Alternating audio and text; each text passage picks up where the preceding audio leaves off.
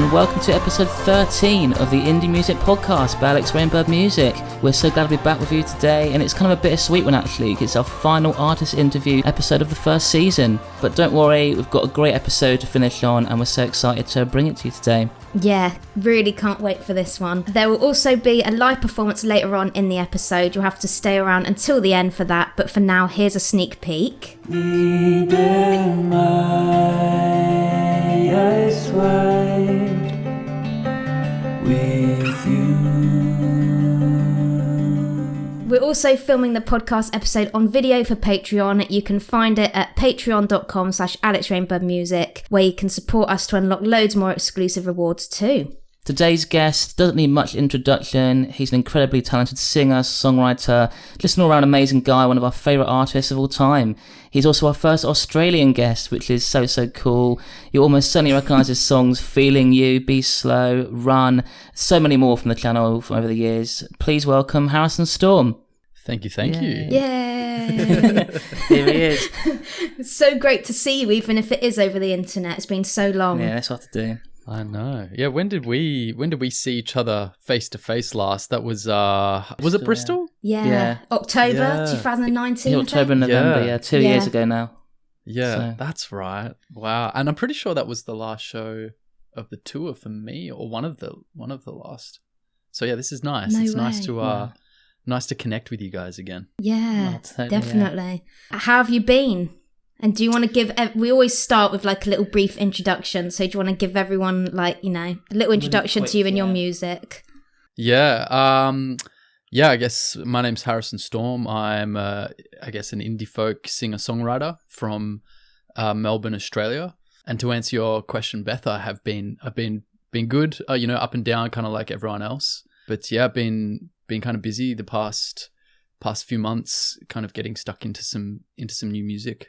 Nice. And yeah, things are starting to feel like they're ticking along nicely as things are kind of opened up down here in Melbourne. We've I think we had like the longest lockdown city in the world or something like that. Oh, Yeah, goodness. I remember seeing it on your Instagram and it looked really extreme. Yeah, yes. So we've had freedom for I feel maybe a few weeks now, and it's like the best thing ever. It's so good. Yeah. Oh my goodness. That's mad. It's nice things are opening up now and starting to kind of plan some shows and traveling dates overseas now for next year, and yeah, kind of starting to feel like a little bit like things are getting back to normal, which is like amazing for everyone. Yeah, that's really good. Yeah, so the first question we ask every single person each episode: how did you get your start in music? Like way back when? Like how did it all begin for you? So I got my first guitar when I was 10 years old. It's an old Fender acoustic that I still have. It's in this is my little studio that I'm in now. It's in here. Oh, actually no, it's up in my bedroom. I keep that guitar in my bedroom. It's a special one. It's a special one. Yeah, it's whenever I'm kind of have an idea, I feel like I need kind of instruments around so I can just like pick it up and Just grab it. But and got that guitar when I was 10 years old. After my mother growing up, she played the acoustic guitar, and yeah, she just used to kind of write little songs around the house, and I just used to kind of sit there in awe and be really amazed by this thing making this beautiful sound and how it all kind of worked, and I was just fascinated by the guitar. So my mum kind of coupled with a friend of mine who also was playing the guitar at about the age of 10, and I just kind of really wanted to. He was very inspiring for me, and I kind of just like wanted to be like this friend of mine. So my parents got me a guitar, and I was able to kind of start jamming with my friend, and I got guitar lessons for a few years. And then as I was kind of going through my teens, I started to just kind of get really, well, I guess slowly sucked into music, I guess.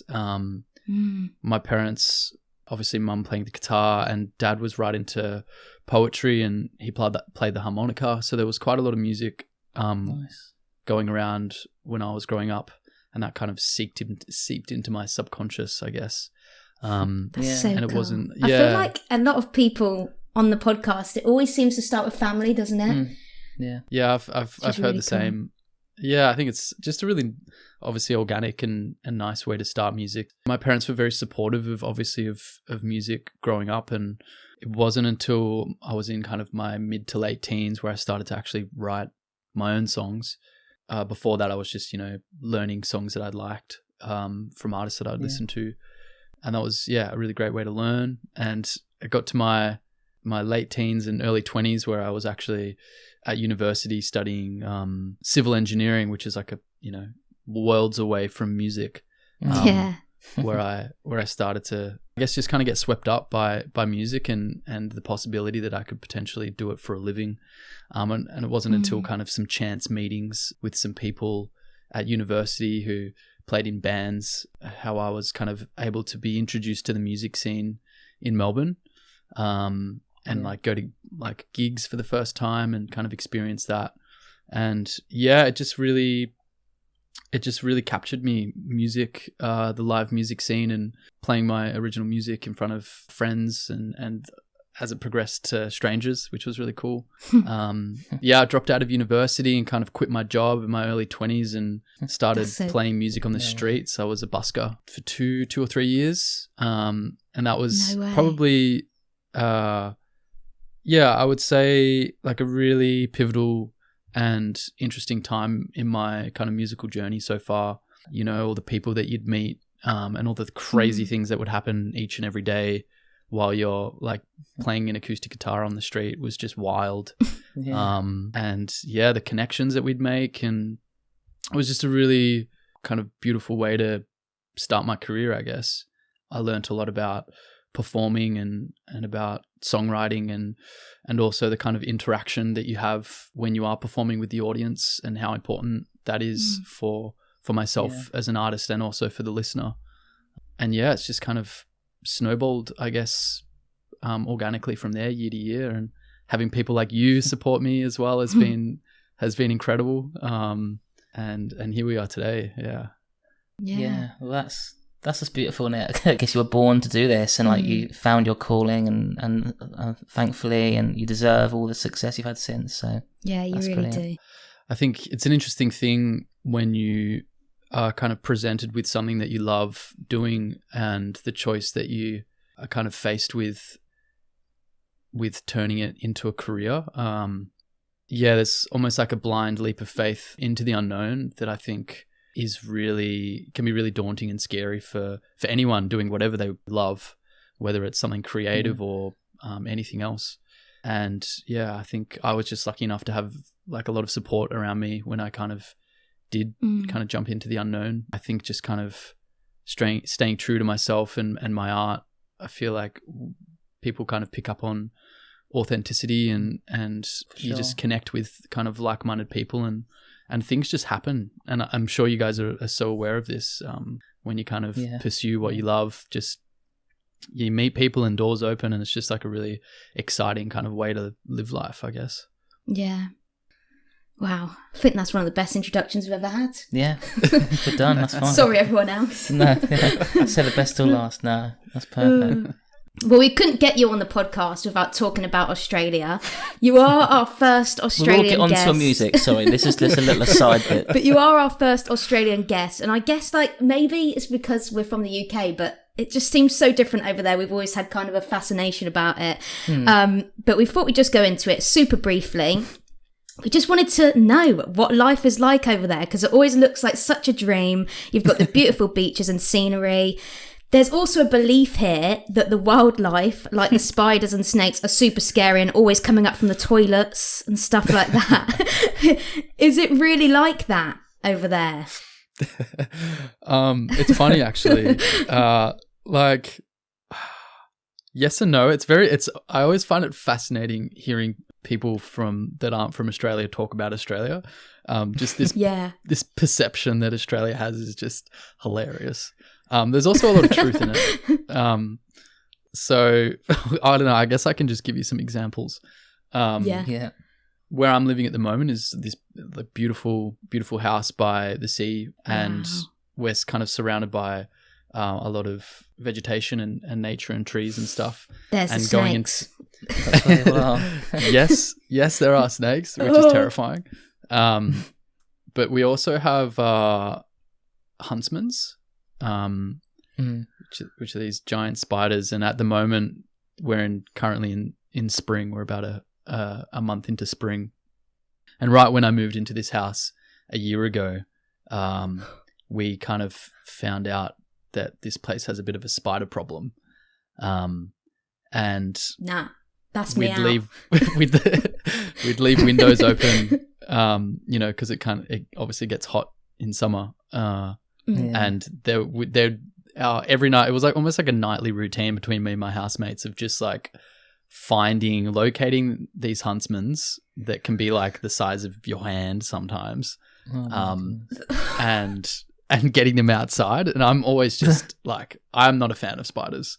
No. But so yeah, anyway, so I think that's kind of, and anyway, we're in that same season now. So it's like 2 weeks ago, we opened the windows because it started to get warm and we've got some spiders in, which is not fun. We actually had a friend of mine over during this hot day, and there was a huntsman that we needed to get rid of, and everyone was kind of freaking out.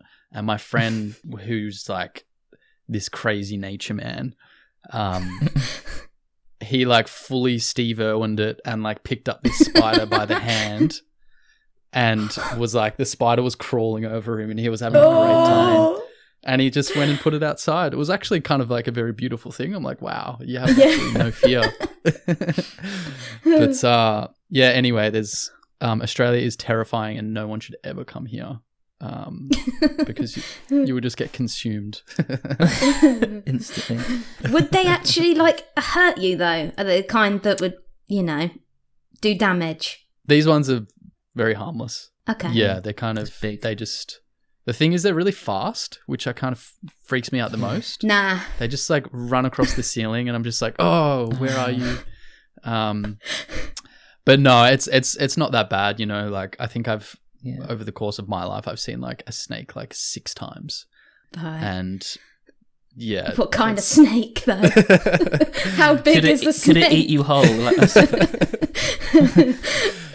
Big scary ones. Yeah, but yeah, it's very hilarious, this perception that Australia has, because it is, some of it is true, but I guess, I don't know, there's like this balance between this crazy nature and obviously like these spiders and snakes and creatures and obviously these beautiful landscapes and beaches and stuff, and it's like, well, you can't have too much nice things because it needs to kind of balance out somehow. It'll balance out.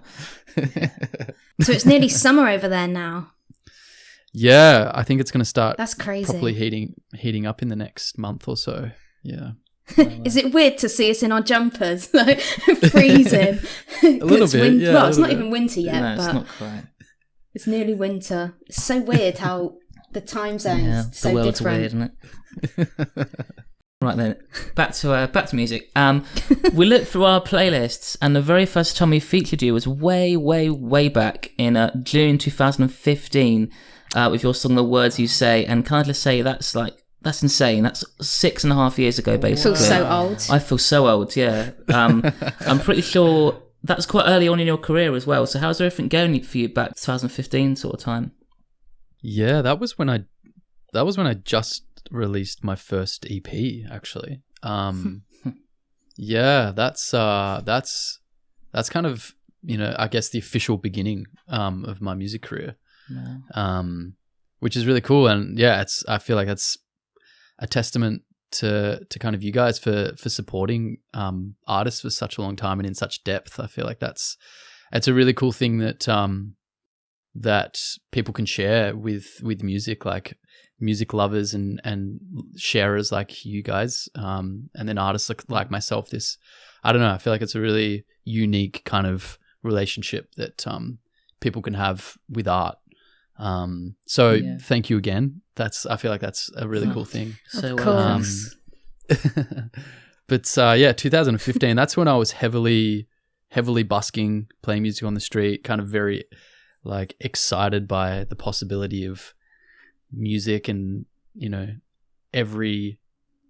just kind of sending a million emails trying to get my music out there, and just trying to connect, and yeah, it was a really, when I look back on kind of 2015 and that year when I released music for the first time, it was just, yeah, felt so exciting and like anything was possible. Yeah. And yeah, I don't know. I look on those years fondly. There was just, yeah, it felt like each, you know, that feeling like each day is like a new day and anything can happen. Yeah. I feel like I was living like that pretty solidly then. It was a very exciting time. Yeah. It's weird because it feels, I know it was like a long time ago, but it also feels like yesterday. Yeah, It feels like life's gone by so quick. aren't they? It's amazing. It's crazy. Yeah, for sure. Yeah, and I don't know. I think, yeah, for me, like every time that you guys kind of support my music over the years, it's like I often do reflect back on. I'm like, wow, these guys still like my music. Like that's so nice. But yeah, it's been a hell of a kind of 5 or 6 years now, and the things that I guess you learn along the way are just nothing can kind of prepare you for it. It's just like the school of life, really, isn't it? Yeah. But yeah, it's been a very wonderful ride so far, and I'm kind of looking forward to the next few years actually, now that I've had some time to kind of settle down a bit and reflect on the past 4 or 5 years and kind of where I want to go to next. Yeah. Exciting. So exciting. Maybe in like 4 or 5 years we'll get on a podcast again and we'll all be in a completely different place. Yes. That'd be great. The Words You Say was released on the same EP as Sense of Home, which now has over 81 million streams just on Spotify. And you have over twice as much as that on all of your songs combined. That is like, just saying that blows my mind. Yeah. That's crazy. How does it feel? Because, I mean, for us, that's like incredible to hear, but obviously you're the artist. So how does it feel that many people connect with your music? I guess when you're writing music and when you're creating a song, you kind of never really think about where the song could go. And I think in particular for Sense of Home, writing that song all those years ago now, it was such a personal song. Yeah, I never really thought about kind of sharing it with anyone, to be honest.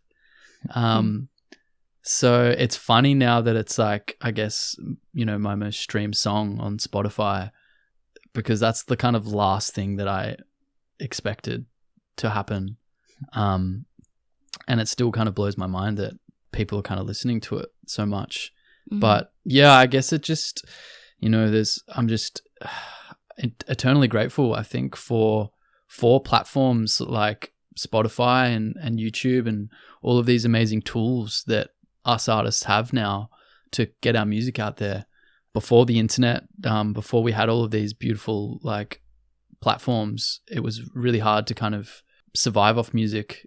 Now I'm just, and like so many other artists, just very grateful that we have these opportunities. And it is really overwhelming and mind-boggling to know how many people like can listen to your music. But I think for me, the biggest thing is, you know, playing these songs at a show, at a gig, and kind of experiencing that connection that you have with other humans through music. I think that's probably the most kind of visceral and important thing that I can kind of experience with music, and it's the most powerful for me. I guess it takes it into a whole different life, doesn't it? When you actually physically see people singing your songs back to you. For sure. And, you know, obviously as a music fan, listening to songs like on repeat and then going and seeing the artist sing it live is just like, I don't know, to me it's one of like the best kind of feelings and the best experiences that you can have as an art lover, as a music lover. There's just something really, otherworldly about that. Because we were like that. Yeah, weren't we? well, I was going to say, like, when we saw you live. yeah, we've got a question about like live stuff in a bit, but yeah, that show we went to for a couple of years ago and saw you finally. There was just something else. This beyond, obviously, like, especially you come like literally from across So far. the other side of the world, and it's just like. I mean, I think we thought it was something that would probably like, we may never see you because you are so far away. So it was just that even little bit more special that you were there in Bristol. Yeah, that was cool. Yeah, I feel like to have someone like you two, kind of, who I know have been listening to the music and have kind of developed a connection, and to come to a show and kind of experience a song live is kind of equally as special as for me as well. It's kind of cool. It's like, oh, here it is. Like, I don't know, there's something really cool about that. Yeah. So soon after that EP, you were signed by Network Music Group, Network Records. We love them so much. Love them. We have a lot of love for them, yeah. And if you've been listening to this season, we've also featured Canyon City, Tom Spate, and Dylan Dunlap, who are also signed to Network. So yeah, they're amazing. How have they helped you over the years, and what are some of the things you've learned working with them? Because from our like point of view, they're just like incredible. They're so good at getting music out there. So yeah, how's that been for you? I guess in a word, like, amazing. They've just been so supportive. Yeah, I never, before I kind of knew about the music industry, I didn't really know that there'd be people and companies that were really passionate about music like that. It was just, I don't know, I guess my knowledge was limited to like people playing music and then people going to shows, and like the mystery of like the radio, and I don't know, but just knowing that there are kind of record labels out there and just people that really want artists to do well, and they want to share their music and they want to support them and they want to help them in every way possible. That's, to me, is just like such a cool thing. And Network have just been like utterly non-stop supportive of everything that I've done. And yeah, I am very grateful for their support, and I guess they cast their net so wide with so many different artists, and enable these artists to kind of live a life, and where it means that they can create whatever they want to, and kind of follow their heart with their music. I could never say a bad thing about Network.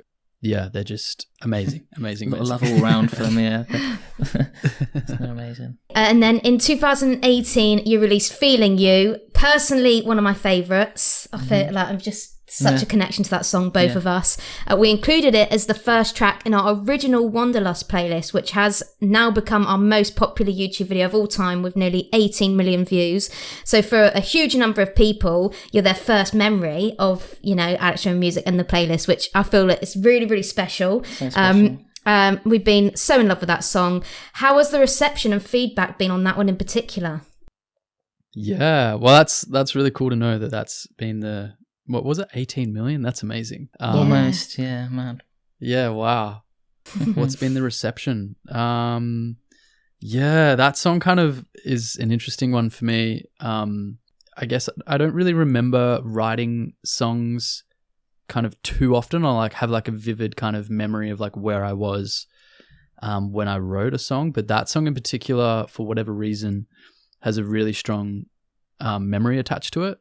It was like one of my first trips to the US, and I had not done many kind of co-writing sessions before.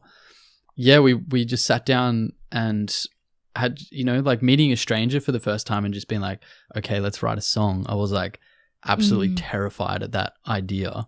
I bet, yeah. And anyway, he was obviously very aware that I was new to this kind of world.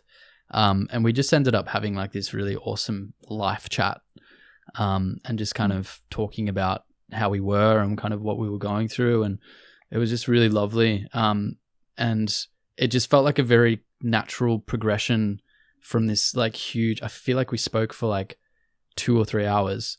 And then I was like, oh yeah, we should probably write a song. And it was just like, okay, well, we've just had like this amazing chat. Like, let's just write about like kind of what we spoke about. Yeah, I felt like it was a very, I don't know, there was just such an organic way, I guess songwriting for me before that, and it still is like, it's kind of a slow process where I'm chipping away at something over a longer period of time. But this was just like a very like organic and natural way of writing a song with someone. Anyway, we just had this like really awesome afternoon and came out with Feeling You, and it was weird because we wrote it together, but has this very, I don't know, every time I listen to it and play it, it feels like, yeah, I don't know, like this kind of union between two people, like, you know, whatever, like souls or whatever word you want to use for it. But it really feels like it just like we became one when we were writing it. It sounds very like weird and spiritual, but I don't know. Something very special kind of happened that day. And like, I love that song. Like, I really do love that song a lot, and I love playing it live. And I think, yeah, I feel like people really connected with that energy that we had when we wrote it. Yeah. And I feel like at shows in particular, to have people kind of comment on that song, I feel like it's a little bit different from my other songs in whatever way. But yeah, it's definitely a song that I look back on fondly, with the memory of how it came about, which I don't really have with many other songs. You know, I can't really remember like the specific day I wrote them or whatever. Yeah. That's so nice. And that song live is so incredible. I remember the whole room like, silence. Yeah, it was so lovely. It definitely feels like it sort of comes like from like a weird like mystical place. Like you, I guess you were saying, it sort of like just like appears in your brain and sort of like, I don't know, it's weird, but it's amazing. Yeah, it's magic. Yeah. So we mentioned touring a little bit, and you've toured all over the world, it seems, including the UK, like we said. And we met you in Bristol. That night was so special. So great to finally meet up. So I guess we've kind of covered this a little bit, but what's your favourite part of touring? And do you have any dates planned for 2022? Dates planned for 2022, yes. Yeah, we're crossing our fingers that we can come back towards the second half of next year to Europe and the UK. We've got a bunch of dates kind of set aside. So fingers crossed, all that goes ahead. I'm really looking forward to coming over. We'll be there. Yes. Yeah. That'd be awesome. But best thing about touring? Wow, that's a good question. Yeah, I guess I never really thought that I would be able to travel with my music. So I think that in itself is like just a really special thing that I don't think I'll ever take for granted. But I think, yeah, like I kind of alluded to before, just that playing in a kind of different city every, you know, night or every second night or whatever, there's just, it kind of has that element that I fell in love with busking, where every show is different, every day is different. There's just this really special quality that comes out with live music that you just can't replicate with anything else, I don't think. It's that kind of transfer of energy between artist and audience that really, you just get kind of ripped into the moment, and you're just experiencing the song and the emotions together of that song. Yeah, I guess for me as a performer, I guess my job is to kind of, you know, like connect with the audience in a way where we're both opening up to the song and to other, you know, possibilities of thinking about that song or whatever it is. And I think, yeah, I hold that kind of job really close to my heart. And there's nothing like finishing a show and then going and chatting with someone that's just been in the audience and kind of experiencing how much they've connected with the song, or, you know, how much it means to them, or because I think, yeah, it becomes so much more than just like the artist who wrote the song or the listener who's listening. It just, yeah, these songs kind of create their own worlds that we all can live in and kind of share together. Yeah, I think doing that night after night is never tiring. There's always like a new kind of conversation to be had or a new feeling to be felt that is just kind of addictive, I guess, in a way. It's just really, really beautiful way to kind of connect with someone. So that for me, that's probably the best thing about touring.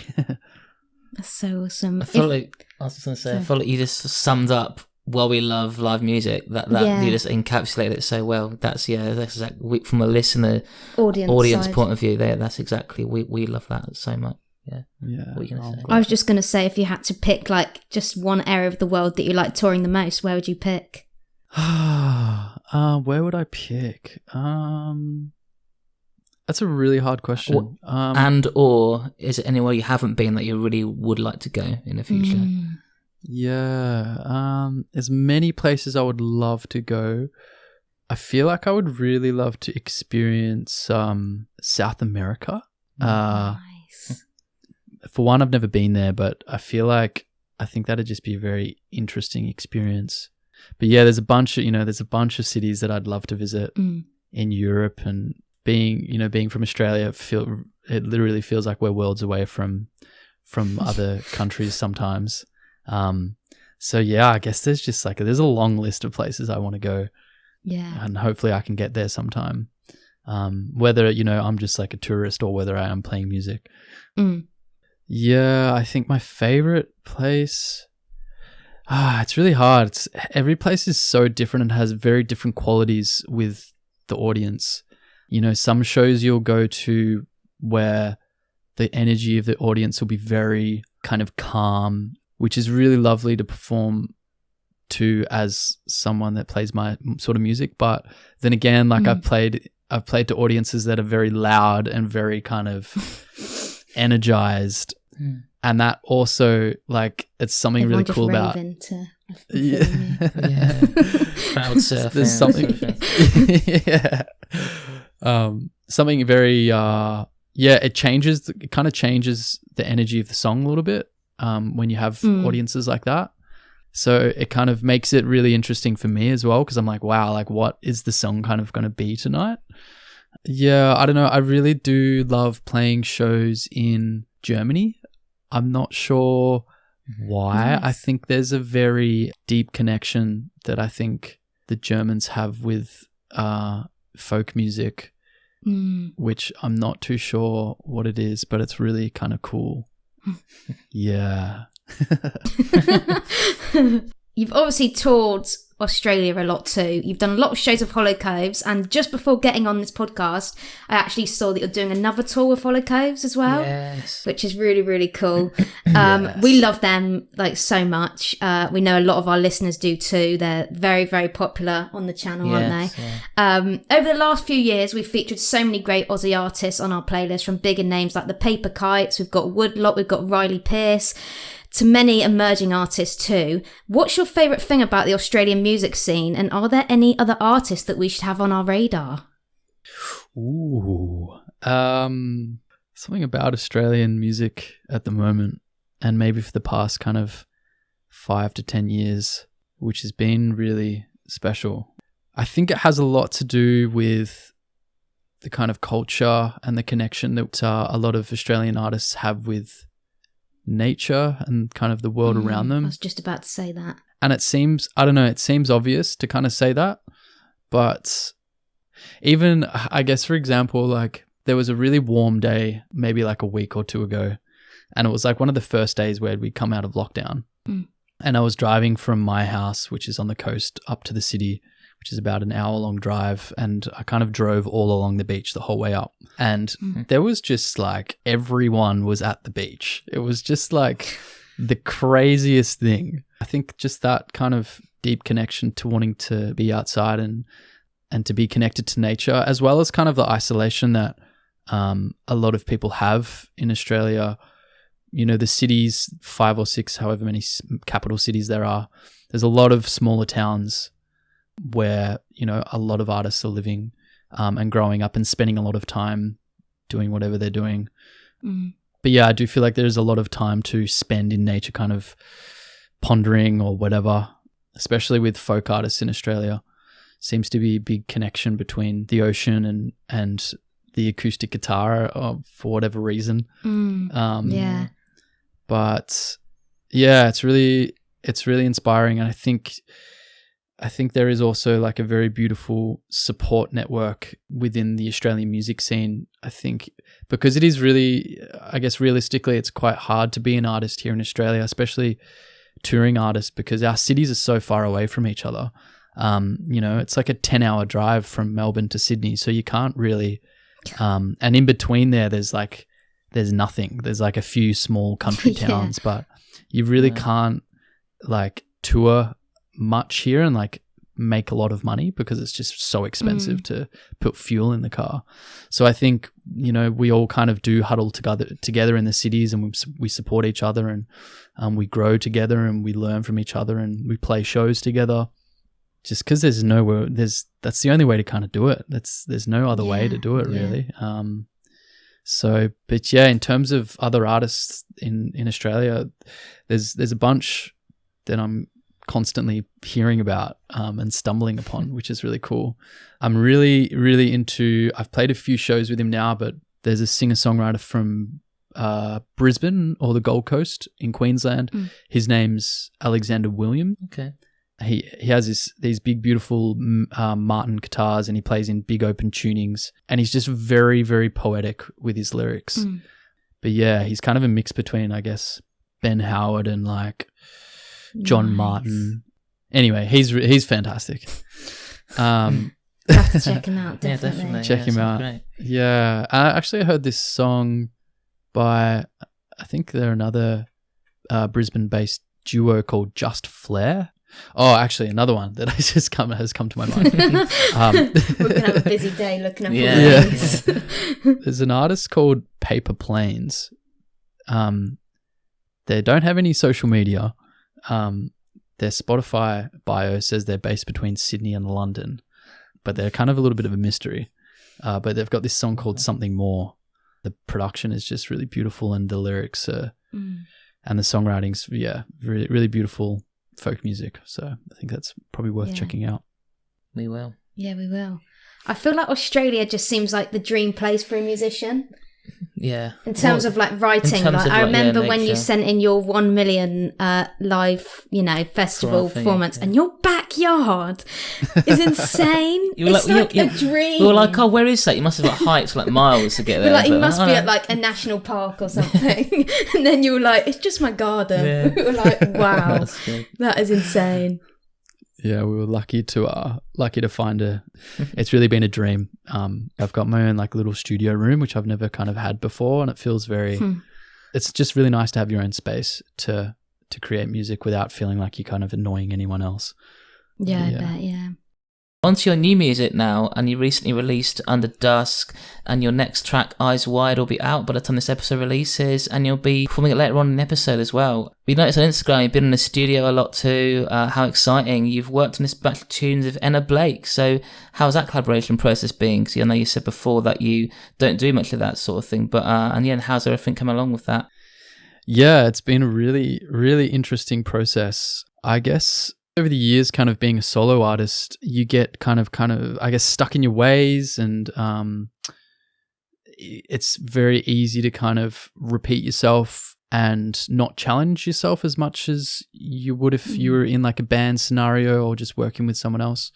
So yeah, working with Enna has been really cool in the sense that I'm getting to kind of share, obviously, the creative process and the creative decision making. And it's just, I don't know, it feels nice to kind of be in a team again. I've definitely been learning a lot about like where I want a song to go or where I think a song should go, and how that relates to someone else's vision and how I want to operate in the future from working with Enna. She's a really beautiful artist in her own right and has a very kind of sensitive awareness when it comes to lyrics and melody. Yeah. Because you don't really get to see that ever as like unless you're doing a co-writing session, you don't ever really get to see someone like writing a song. And I guess the vulnerability that exists there is really kind of human. It's just a very beautiful experience, I think, to kind of share that with someone else. So I've really been enjoying it. and it's obviously a different world as well in the studio. Kind of feels like a little bit of weight is off my shoulders, and I have like a little bit more freedom to kind of really, you know, like sit back at times and kind of let things unfold, and you don't always have to kind of be at the forefront kind of running the show, which is really nice. It's been a really enjoyable process, I think, in writing and in the studio, and we're really kind of proud of the music that we've released and that's going to be coming out as well. It's been a really cool experience. That's great. So amazing. I guess also, obviously, being in a pandemic, being in a lockdown must be quite difficult to get into like a creative space. So just having that collab as well must have like really helped you. Yeah, for sure. I've been lucky to live with some really creative people, and some, you know, some of my best friends are people that I work with a lot. So yeah, it's been really, like, especially kind of last year when this kind of project was forming. It was a really nice outlet, just a really kind of natural way of kind of getting through like what we were going through. And it just kind of made sense. It's like, hey, like this reality is like pretty tough right now. Let's try and like make sense of it, and let's make some music just to kind of entertain ourselves and to process it. And it's been really awesome. Awesome. Yeah, we're so excited for the new songs. We're so excited. So excited.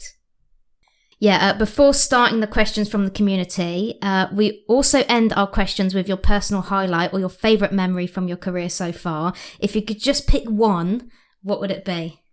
Oh, a highlight of my career so far. Wow. It's always a tough one, this one. Yeah. I think there's something really special about my very first headline show in Melbourne. It was a time where I'd been busking a lot with a good friend of mine, and selling tickets on the street. And we decided to like put this show together, and we didn't, you know, we were kind of doing everything ourselves, like booking the show and getting the posters printed and the tickets printed, and it was pretty chaotic, to be honest. But we just didn't know what to expect, and we were just kind of going all out. And yeah, I think we were busking nearly every day for about 3 weeks beforehand, kind of promoting the show. And it was very exhausting, as well as I played with a band that night as well, so we were rehearsing as well. Came to the night, and there was just way more people there than what we expected. The room was like fully packed. Wow. And it was just really, it was kind of the first experience that I had with music that, you know, that people can come and a community can kind of be formed and can kind of come around and support art and support artists. And a lot of the faces that we saw were people that we'd kind of met busking, that we'd seen busking. And it was just a really kind of natural and organic way to spread music, I guess. I remember being on stage, actually. It's quite a strong memory for me, and just feeling very, I guess in our culture in general, artists aren't really supported as much as they should be. Yeah. And, you know, we're always kind of told to, you know, make sure you've got a backup, or like, you know, you need like a primary job, and like just keep it as a hobby or something like that. Yeah. And it was, first time where I really felt like, no, like I can do this like full time and do it properly, and like maybe make a career out of it. And I just, you know, me and my bandmates, we just felt so supported as artists, and it was just a really beautiful moment to share with people that we'd, you know, strangers that we'd met on the street. And I don't think anything can kind of top that for me in terms of kind of like a pivotal moment in my life, I guess. That's so amazing. Yes, as always, our Instagram followers and Discord server members had some questions for you. This first one isn't actually a question though, but we'll just say Jamo Herrick from Instagram said, this isn't a question, but I love his music so much, so please tell him. So just thought we'd let you know to start on that one. So that's nice. That's lovely. That's a nice one to start on. Yeah. And then we had Cloud7 from Discord asked, I really like Sea and Fire. Maybe you can ask him if there's a story behind it. Yeah, there is a story behind Sea and Fire. Yeah, I think that song, that's a bit of a tough one for me. I was in a pretty tough spot in my life, just in terms of my personal life. And actually that's another song that I can remember exactly where I was and the feeling I had when I wrote it. I was kind of in between touring. I didn't have a house, so I was just kind of staying at my parents' house, and I was writing music in their spare bedroom, which was just kind of, they were in between moving houses as well, so there was just like a lot of kind of clutter around. Yeah. Wasn't the best place to write music, but I just remember there was just like, I was sitting at like this desk there was just boxes everywhere, like, you know, cardboard boxes. And yeah, I was going through this really hard time. I was going through a really tough breakup, and yeah, it was reflecting back on the years of the relationship, really kind of experiencing the sense of difference views that we had towards life, I guess, in general. And that's where the kind of title Sea and Fire comes from. Yeah. So yeah, it's a song about having that realization for yourself of kind of, you know, moving on and making a decision for you that's going to help you out in the future. Yeah. And I guess that obviously it was a really personal thing for you to go through, but it's also very relatable for a lot of other people as well. Yeah, I think so. I think, you know, anyone that's been through a breakup, you know, breakups are rarely kind of nice things. There's always a lot of heartache and learning involved. And that song kind of, summarizes that, which obviously so many people can relate to. So yeah, definitely. Well, thanks for sharing the meaning behind it. Yeah, thanks, Cloud7. Hope that satisfied your question. Maple from Instagram. Harrison Storm is such an epic name. Is it his real name? Yeah, I'm lucky that my parents kind of, it's on the birth certificate. It's official. What a great last name. We had Thomas Levine on Instagram asked, Harrison Storm and Hayden Cownin are both big influences of mine, so naturally Unfortunate Love is one of my favourite tracks in the past several years. What was collaborating with Hayden like, and was the song difficult to write? Yeah, writing a song with Hayden was something that I've always wanted to do. I've known Hayden for a really long time now. He recorded my very first EP, and yeah, it's always, I don't know why we hadn't made music together sooner. I guess we'd always been making music together. Yeah. But just not in the way that I guess that song was for Hayden's project. But how did that come about? I think Hayden's just always in the studio. He's always making music. It's amazing. And he's just got like so many songs that he doesn't know what to do with. Yeah.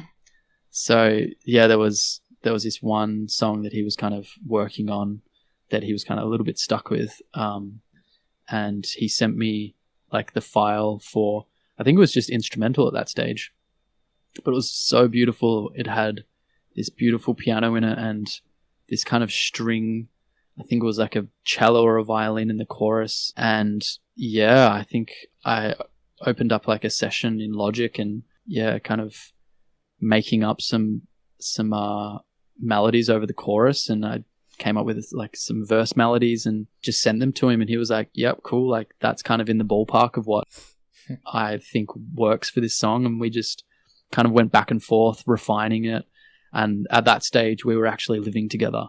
Oh, nice. So we were able to like jump in his studio and work on some lyrics, and it was actually really fun working with Hayden on that particular song. And yeah, I think I'd love to do another song with Hayden in the future. I'll have to see if he's got any other songs lying around that he doesn't use. Yeah, Hayden's great. We love him. We featured him plenty of times as well. Yeah, great guy. So cool. Hayden, if you're listening, do another collab. Shout out Hayden. And then finally, Bugs Fiend from Discord had a batch of amazing questions. We can always rely on them for some great stuff to ask. To start with, they said they've watched every single one of your music videos and everyone is phenomenal and tells a beautiful story. They're really curious to know what was the inspiration in particular behind Run's music video. Yeah, that was an interesting one. That was so my manager has been in the acting world for a very long time and has obviously made some really beautiful friends in that world.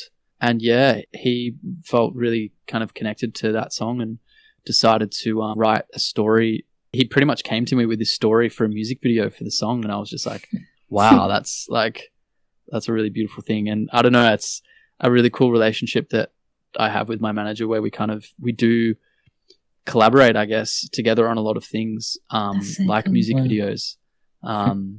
And he's very talented, and that's a lot of his work, actually.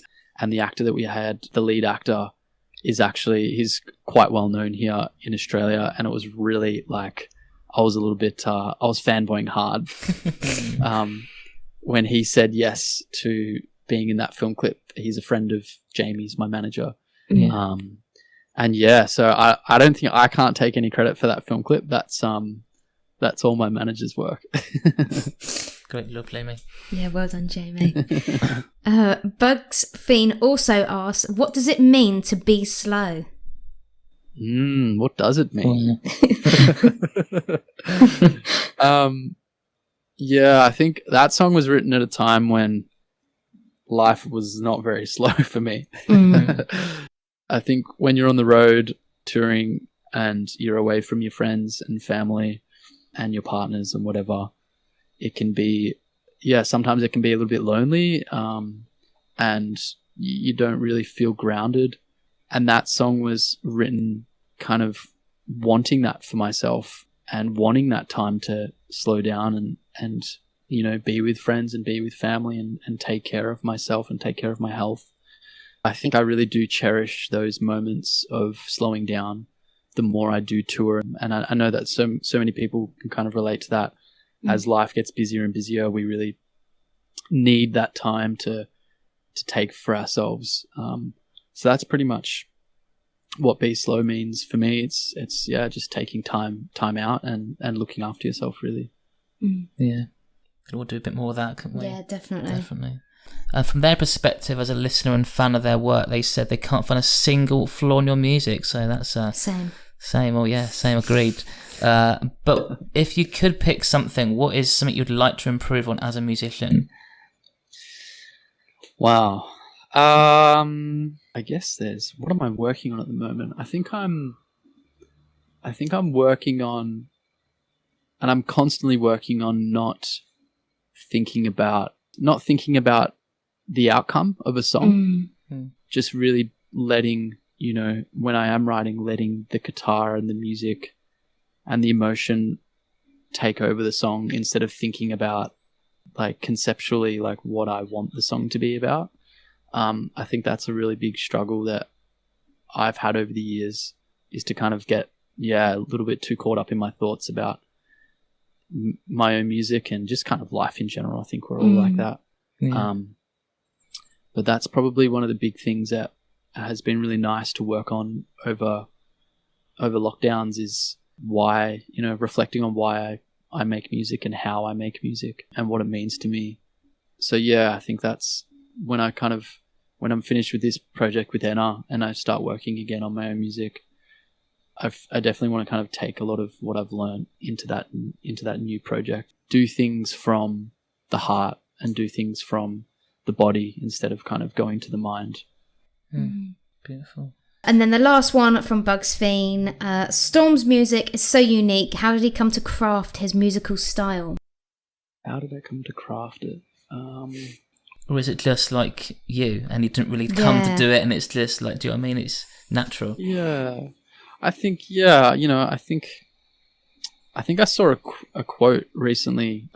I'm not sure who said it, but it was something along I paraphrase, but it's something along the lines of like, excellence or like the pursuit of kind of doing something well. A lot of people don't see the kind of hours and hours spent getting to that kind of goal or getting to that outcome. And I think it's like anything really. It's like with athletes, they train for years and years and years to like run one race, or like whatever job it is. There's just so many hours put into getting to where you want to be, or just for that one song, or for that one presentation, or for that one video, or something like that.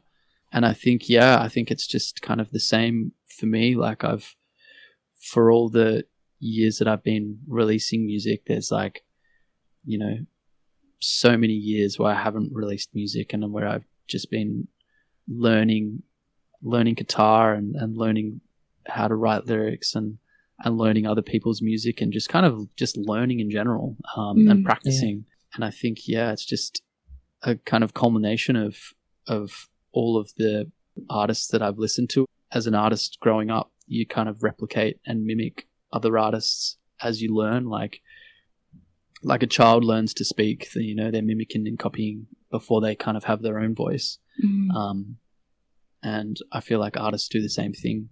So and it's something that I'm always trying to put a lot of energy into, is continuing to learn more, and because I know that that's always just going to help the art and help the message and the clarity of what I want to say.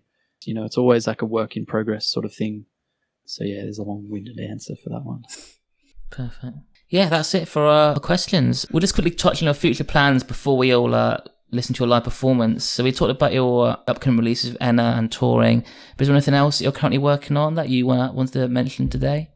I guess I'm chipping away at an album, which is something that I haven't done an album before. So I think I've done like 4 or 5 EPs. There's going to be an album coming out, whether it's next year, I don't know, maybe the year after. How exciting. There's lots of new music going on for me behind the scenes as well. Yeah. Can't wait. So excited for that. We can't wait. And then finally, is there anything else you wanted to add, / include, or shout out anyone that we haven't already mentioned? I guess it's just a shout out to you guys, Alex and Beth. Yeah, I think, like I've said earlier, it's so amazing to have people like you and your channel to connect people with music from all over the world. I think it's a really special thing, and I'm really grateful for all of the support that I've had, and just the support that you've shown music and artists in general. It's just, I feel like there's many people out there who are as passionate as you two, and it's really awesome. And I think I'm speaking on behalf of myself, but probably many other artists. Like it's awesome. Thank you so much. That truly means so much. It honestly does. Yeah. It means so much to have met you and have you in our lives, and we love you. Yeah, well, we just do what we love, and I guess all of us are lucky to do what we love every day, and it's just like a blessing. And thank you for existing, and we're very, very grateful. I guess. Yeah, very grateful. That's that. God, it's all getting a bit emotional, isn't it? It's the last episode before Christmas. It's the last episode. Will we get any tears today? Yeah, come on. Someone cry. Okay, perfect. So today's performance is from Harrison and Enna. It's an incredible live version of their latest single, Eyes Wide, which is available on your favourite music platform right now. So make sure you go listen after the podcast. This version is so beautiful, and we really hope that you guys love it too.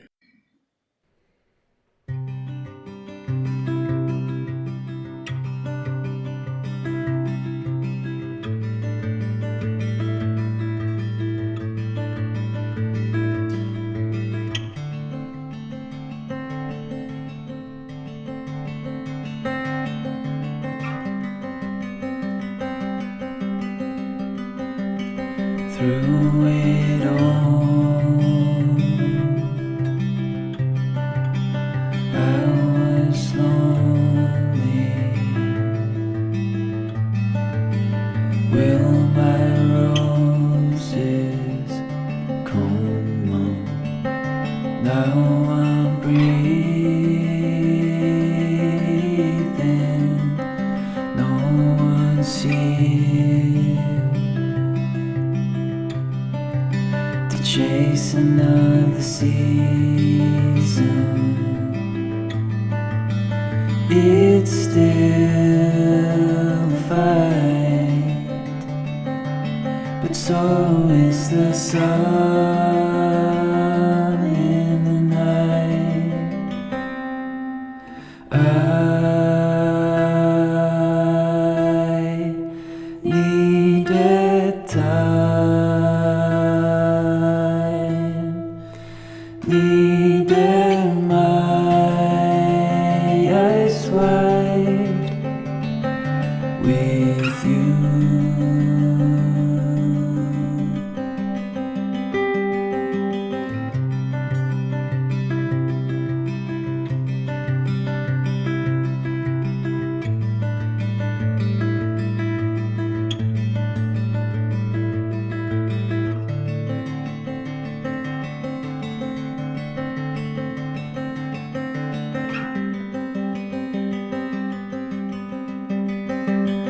Found a way through the weather. Couldn't see where to go, but I'm not leaving. Now I'm here, growing roses. It's still a fight, but so is the moon in its tide. I needed time, needed my eyes wide with you.